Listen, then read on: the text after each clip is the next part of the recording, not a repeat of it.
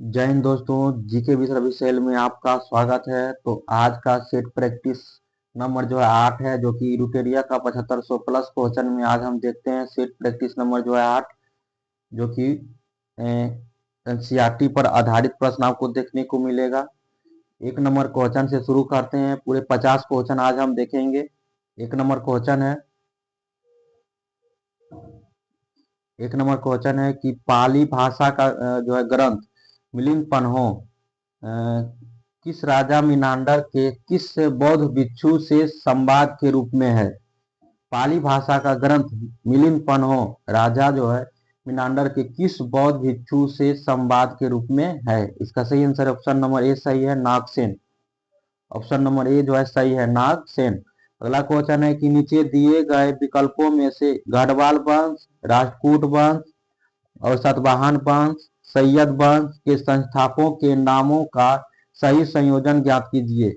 इसका सही आंसर है ऑप्शन नंबर ए, यानी गढ़वाल वंश का संस्थापक चंद्रदेव और राजपूत वंश के संस्थापक दंती दुर्ग और सातवाहन वंश के संस्थापक सिमुक और सैयद वंश के संस्थापक खिज्र खां। ऑप्शन नंबर ए जो है सही है। अगला क्वेश्चन है कि निम्नलिखित में से कौन जो है हड़प्पा सभ्यता पर प्रकाश डालता है। इसका सही आंसर ऑप्शन नंबर ए सही है, पुरातात्विक खुदाई। पुरातात्विक खुदाई ऑप्शन नंबर ए सही है। अगला क्वेश्चन है कि पांड्य राजा के संदर्भ में निम्नलिखित कथनों पर विचार कीजिए। तो इसमें बताना है कि कौन सा कथन जो है सही है। इसका सही आंसर है ऑप्शन नंबर सी सही है, यानी पहला कथन है कि यह सुदूर दक्षिण पूर्वी भाग में अवस्थित था। और तीसरा है कि इसे मोतियों का देश कहा जाता था। और चौथा है कि यहाँ का समाज मातृ सत्तात्मक था। मातृ सत्तात्मक था, यानी 1, 3, 4 जो है सही है। अगला क्वेश्चन है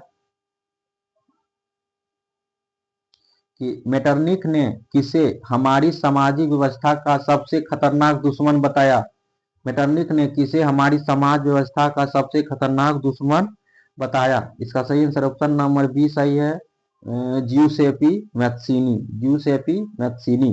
अगला क्वेश्चन है कि निम्नलिखित में से किस मराठा शासक ने औरंगजेब के पुत्र अकबर को अपने दरबार में शरण दी थी। इसका सही आंसर है ऑप्शन नंबर सी, संभाजी। किसने दिया था? संभाजी ने दिए थे। अगला क्वेश्चन है कि महिचंद्र एवं चंद्रदेव किस वंश से संबंधित है। महिचंद्र एवं चंद्रदेव किस वंश से संबंधित है। इसका सही आंसर है ऑप्शन नंबर ए, गढ़वाल वंश। गढ़वाल वंश। अगला क्वेश्चन है कि मुगल प्रांतीय प्रशासन में सामान्य तौर पर दीवानी का संबंध किससे है। तो दीवानी का संबंध किससे है। इसका सही आंसर है ऑप्शन नंबर ए, राजस्व प्रशासन से। राजस्व प्रशासन से। अगला क्वेश्चन है कि निम्नलिखित में से कौन सा आयोग जो है ब्रिटिश भारत में अकाल से संबंधित सुझाव के लिए गठित किए गए थे। अकाल से संबंधित सुझाव के लिए गठित किए गए थे। तो पहला है स्ट्रेची आयोग। तो ये जो है 1880 में आया था, 1880 में। और दूसरा है लोयल आयोग, जो कि 1897 में, 1897 में। और तीसरा है कि मैकडोनाल्ड आयोग, जो कि 1900 में। कब आया था? 1900 में आया था। लॉर्ड कर्जन के द्वारा नियुक्त किया गया था। लॉर्ड कर्जन के द्वारा ये जो है नियुक्त किया गया। ये तीनों जो है अकाल आयोग से संबंधित सुझाव था। इसका सही आंसर है ऑप्शन नंबर डी सही हो जाएगा। 1, 2, 3 तीनों जो है सही है। अगला क्वेश्चन है कि बहुजन समाज के संस्थापक कौन थे। बहुजन समाज के संस्थापक कौन थे। इसका सही आंसर है ऑप्शन नंबर ए सही है, Mukund Rao Patil. Option number A सही है, मुकुंद राव पाटिल जो है बहुजन समाज के संस्थापक थे। अगला है कि बॉयज एसोसिएशन का गठन बिहार के किस स्थान पर किया गया था। इसका सही आंसर है ऑप्शन नंबर ए, दरभंगा। कहाँ? दरभंगा। अगला क्वेश्चन है कि बिहार कौमी सेवक दल का गठन किस वर्ष किया गया था। बिहार कौमी सेवक दल का गठन किस वर्ष किया गया था। इसका सही आंसर है ऑप्शन नंबर बी, 1921। 1921। अगला क्वेश्चन है कि निम्नलिखित में से किस गवर्नर जनरल को मार्क्विस की उपाधि प्रदान की गई थी। तो मार्क्विस की उपाधि किसे प्रदान की गई थी। इसका सही आंसर है ऑप्शन नंबर सी सही है, लॉर्ड वेलेस्ली। लॉर्ड वेलेस्ली को मार्क्विस की उपाधि प्रदान की गई थी। अगला क्वेश्चन है कि लॉर्ड लिटन के समय का प्रमुख कार्य कौन सा नहीं है। लॉर्ड लिटन के समय प्रमुख कार्य कौन सा जो है नहीं है। इसका सही आंसर है ऑप्शन नंबर डी जो है नहीं है, ये जो है सही है। बाकी सिविल सेवा परीक्षा की आयोग 21 वर्ष से घटाकर 19 वर्ष कर दी गई है, और अकाल आयोग का गठन, और तीसरा है कि वर्नाकुलर प्रेस एक्ट, ये तीनों जो है लॉर्ड लिटन के समय कार्य था। अगला क्वेश्चन है कि गांधी इरविन समझौते में से किस आंदोलन को रोकने का प्रावधान था। इसका सही आंसर है ऑप्शन नंबर बी, सविनय अवज्ञा आंदोलन। सविनय अवज्ञा आंदोलन को रोकने का प्रावधान था। अगला क्वेश्चन है कि निम्नलिखित कथनों पर विचार करें और सही कथनों को पहचान करें। इसका सही आंसर है ऑप्शन नंबर सी सही है, यानी पहला है कि अविश्वास प्रस्ताव मंत्रिपरिषद में विश्वास की कमी व्यक्त करने वाला प्रस्ताव है, और तीसरा है कि लोकसभा में अविश्वास प्रस्ताव लोकसभा की प्रक्रिया और आचरण के नियमों के प्रावधानों द्वारा शासित होता है। यानी 1 और 3 जो है सही है, यानी ऑप्शन नंबर सी जो है सही है। अगला क्वेश्चन है कि किस स्थिति में बंदी प्रत्यक्षीकरण रीट को जारी किया जाता है। तो बंदी प्रत्यक्षीकरण रीट को जारी किया जाता है किस स्थिति में। इसका सही आंसर है ऑप्शन नंबर सी सही है। ये दोषपूर्ण पुलिस नजरबंदी में जो है इस स्थिति में बंदी प्रत्यक्षीकरण रीट जारी किया जाता है, दोषपूर्ण पुलिस नजरबंदी में। अगला क्वेश्चन है कि भारत में निर्वाचित होने एवं मताधिकार का अधिकार कैसा अधिकार है। मताधिकार का अधिकार कैसा अधिकार है। इसका सही आंसर है ऑप्शन नंबर सी सही है, संवैधानिक अधिकार है। कैसा अधिकार है, संवैधानिक अधिकार। अगला क्वेश्चन कि योजना किस सूची का विषय है। योजना जो है किस सूची का विषय है। इसका सही आंसर है ऑप्शन नंबर सी, समवर्ती सूची। समवर्ती सूची। अगला क्वेश्चन है कि भारत की समेकित निधि से व्यय किसके अनुमोदन से किया जा सकता है। भारत में समेकित निधि से व्यय जो है किसके अनुमोदन से किया जा सकता है। इसका सही आंसर है ऑप्शन नंबर ए सही है, संसद के अनुमोदन से। संसद के अनुमोदन से। अगला क्वेश्चन है कि निम्नलिखित में से भारतीय संविधान का कौन सा अनुच्छेद लोक सेवा आयोग के व्यय से संबंधित है। तो लोक सेवा आयोग के व्यय से संबंधित है कौन सा अनुच्छेद। इसका सही आंसर है ऑप्शन नंबर सी, 322। 322। अगला क्वेश्चन है कि कौन सा जो है कृषि पद्धतियों का सही क्रम है। कौन सा जो है कृषि पद्धतियों का सही क्रम है। इसका सही आंसर है ऑप्शन नंबर बी जो है सही है, मिट्टी तैयार करना, बुआई, सिंचाई और कटाई। सही है। अगला क्वेश्चन है कि ताती पाका रेल रिफाइनरी कहाँ स्थित है। इसका सही आंसर है ऑप्शन नंबर सी सही है, आंध्र प्रदेश में। ताती पाका रेल रिफाइनरी कहाँ है, आंध्र प्रदेश में। अगला क्वेश्चन है कि निम्नलिखित सागरों में से कौन सा गाजा स्ट्रीप के पास स्थित है। तो कौन सा सागर जो है गाजा स्ट्रीप के पास स्थित है। इसका सही आंसर है ऑप्शन नंबर ए सही है, भूमध्य सागर। भूमध्य भूमध्य सागर के पास जो है गाजा स्थित है। अगला क्वेश्चन कि राज्यों के अधिकतम से न्यूनतम साक्षरता सही क्रम को इंगित कीजिए, जो कि 2011 के अनुसार के जनगणना के अनुसार है। इसका सही आंसर है जो कि ऑप्शन नंबर डी सही है। जो सबसे ज्यादा साक्षरता जो है केरल राज्य में, दूसरा नंबर में मिजोरम है, तीसरा नंबर में गोवा और चौथा में त्रिपुरा। अगला क्वेश्चन है कि ध्वनि तरंग की आवृत्ति v और समय अवधि t के बीच संबंध क्या होता है। इसका सही आंसर है ऑप्शन नंबर ए, यानी v बराबर 1/t। v बराबर 1/t। अगला क्वेश्चन है कि घर्षण बल निम्न में से किस पर कार्य करता है।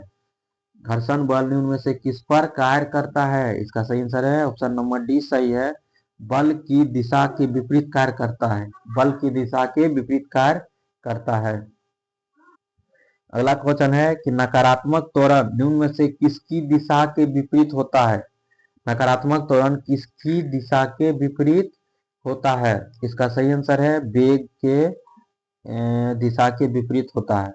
अगला क्वेश्चन है कि हाइड्रोक्लोरिक अम्ल कांच की बोतल में नहीं रखा जाता है क्योंकि यह अभिक्रिया करता है, किससे अभिक्रिया करता है? इसका सही आंसर है ऑप्शन नंबर डी सही है कि कांच की जो है सिलिकॉन डाइऑक्साइड से अभिक्रिया करता है, इसलिए और हाइड्रोक्लोरिक अम्ल को कांच की बोतल में नहीं रखा जाता है। अगला क्वेश्चन है संयोजकता के इलेक्ट्रॉनिक सिद्धांत का प्रतिपादन सर्वप्रथम किस वैज्ञानिक ने किया था? इसका सही आंसर है ऑप्शन नंबर सी सही है कि कोलेस और लुइस। कोलेस और लुइस ऑप्शन नंबर सी सही है। अगला क्वेश्चन है कि निम्न में से कौन सी धातु शीतल और गर्म दोनों दशाओं में जल से अभिक्रिया नहीं करता है?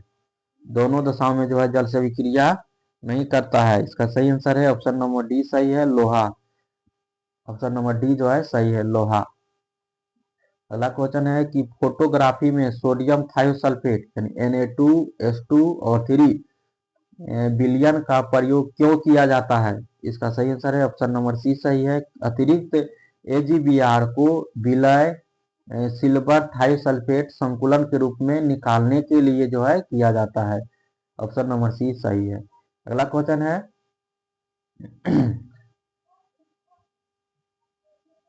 कि निम्न में से कौन सी बीमारी वायरल संक्रमण द्वारा होता है? कौन सी बीमारी जो है वायरल संक्रमण द्वारा होता है? इसका सही आंसर है जुकाम। ऑप्शन नंबर बी सही है जुकाम।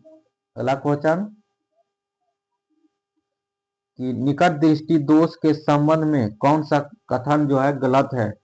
कौन सा कथन गलत है?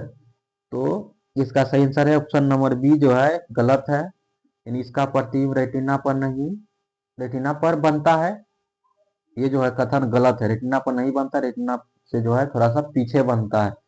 और सही कथन है कि नेत्र लेंस की मोटाई बढ़ जाती है, ये जो है कथन सही है। और इसमें नेत्र लेंस की फोकस दूरी कम हो जाती है, यही सही है। और नेत्र गोलक की त्रिज्या में वृद्धि हो जाती है, ये भी सही है, यानी इसका सही आंसर हो जाएगा ऑप्शन नंबर बी सही है। अगला क्वेश्चन है कि यूकैरियोटिक कोशिका के संबंध में कौन सा कथन गलत है? यूकैरियोटिक कोशिका में कौन सा कथन गलत है? तो यूकैरियोटिक कोशिका जो है विकसित कोशिका है, इसमें रिक्तिका उपस्थित नहीं होता है लेकिन छोटा, यानी ज्यादा बड़ा नहीं होता है, कम बड़ा होता है। और यानी सही है कि समसूत्री कोशिका विभाजन होता है और इसमें जो है श्वसन और माइटोकॉन्ड्रिया में होता है। और इसमें जो है 80S प्रकार के राइबोसोम होते हैं, यानी ए और बी और डी ये तीनों सही है, बाकी सी गलत है। अगला क्वेश्चन है कि निम्न में से नाइट्रोजन किसका अनिवार्य घटक है? निम्न में से नाइट्रोजन जो है किसका अनिवार्य घटक है? इसका सही आंसर है ऑप्शन नंबर ए सही है, प्रोटीन का अनिवार्य घटक है।